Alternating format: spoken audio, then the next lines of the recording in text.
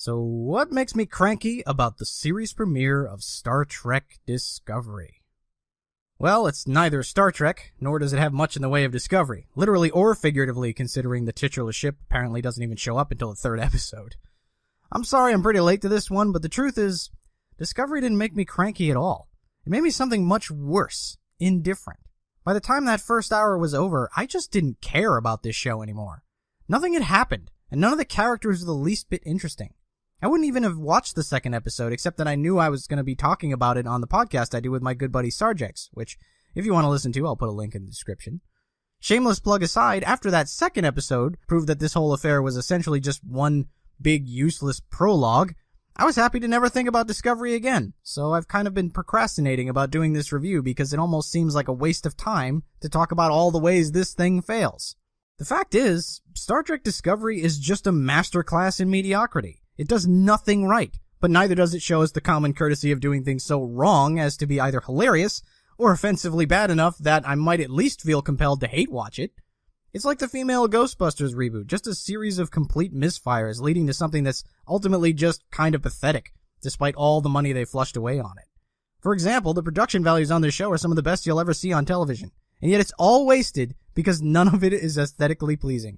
Everything is dark and ugly, every shot is packed with so much garbage that it makes your eyes tired, and the camera wanders and tilts like the guy holding it came into work drunk that day. So much so that it's difficult to focus on what little story or character development there is. It's a show that's literally hard to watch, assuming you could actually see anything through the lens flare anyway. And CBS has made it incredibly easy for us not to watch it by putting it behind the paywall. Now, normally I don't check out other people's reviews before I do my own, but in this case, I looked around to see if anyone thought this was good enough to warrant paying money to watch. And even the people who kind of liked it were saying that they had no intention of subscribing to CBS All Access just to watch it. Which isn't surprising considering, as I said, nothing happens in the first episode, because it's really just one half of a 2-hour season premiere. All the pew-pew and the payoff that would normally get people to want to see more happens in the second episode, which you could only see by signing up for the free week subscription to All Access. And even if you did still care enough at the end of that first hour to try and get to see the second episode, their service apparently works about as well as the Obamacare website, so many of those people couldn't actually figure out how to watch it. As if that weren't enough, the first 2 episodes are, as I said, just the prologue. This show doesn't actually begin until episode 3, so the premiere is a total waste of your time. And worse, from what I've seen of the preview, these 2 episodes totally undermine the whole rest of the series by revealing all kinds of information that destroys any mystery surrounding the main character or any sympathy her circumstances at the start of episode 3 might have engendered. These 2 episodes should have been diced up into little pieces and sprinkled throughout the show as flashbacks to slowly dish out why this character is where she is and how she got to be so loathed by everyone in Starfleet. That way, you'd have a chance to root for her redemption and wince when you find out that no, she really did earn all of that hate. Instead, we learn straight away she's just another whiny Mary Sue with daddy issues. Just like Reboot Kirk, just like Rey from The Force Awakens, and dozens of others, this character, Michael, is constantly talked about like she's the most important thing in the universe, and the script constantly fails her upwards. She's yet another character that gets to throw a tantrum and be right because the script says so, not because her tantrum is the least bit justified. She'll have whatever power she needs at that moment to move the plot along, no matter how unearned or how contradictory it is. And I hate that character, especially on something that is supposed to be Star Trek. Star Trek's about meritocracy, and our lead characters reflected that. They didn't need people to talk about how great they were. We saw them being strong, intelligent, capable leaders right from the start. This character does not belong on the bridge of a starship. Everything she does is the stupidest possible choice in that moment, even though she's supposed to be such a super smart human that she actually made it through the Vulcan Science Academy. Since everybody else on the show is basically a walking exposition dump instead of an actual character, and they're pretty much all gone by the end of the second episode anyway, everything rises and falls on whether or not you like Michael, and I hate that character. I am so tired of seeing that character. I want to see a new Captain Kirk, someone clever, witty, brave, bold, disciplined, educated, and above all loyal to the crew and the principles upon which the whole Star Trek universe is built. Not another whiny, self-entitled snowflake that throws a tantrum every time they don't get their way and then gets saved by the scriptwriters. She's not even well acted, such that you might be able to like her in spite of all of this. She's stiff as a board and slips in and out of that trademark Vulcan haughtiness that it sounds like Kevin Costner trying to do an English accent. And you'll notice I haven't even gotten to the canon violations yet. Because despite the accusations of the producers and the uber fanboy sycophants and the pop culture, almost all of us Star Trek fans are willing to accept some inconsistencies if they're being used to tell a good story, and the people telling it appear to be operating in good faith.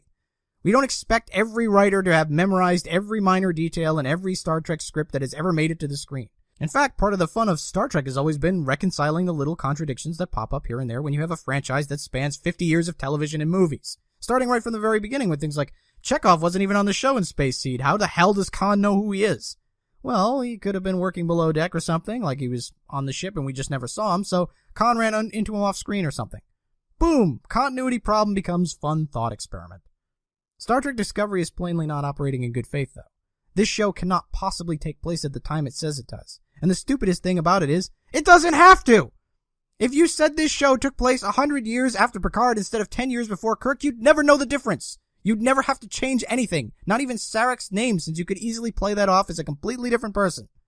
Better yet, if you set it further along in the timeline, all the things that make people angrily ask what the hell become intriguing questions about how we got to where we are.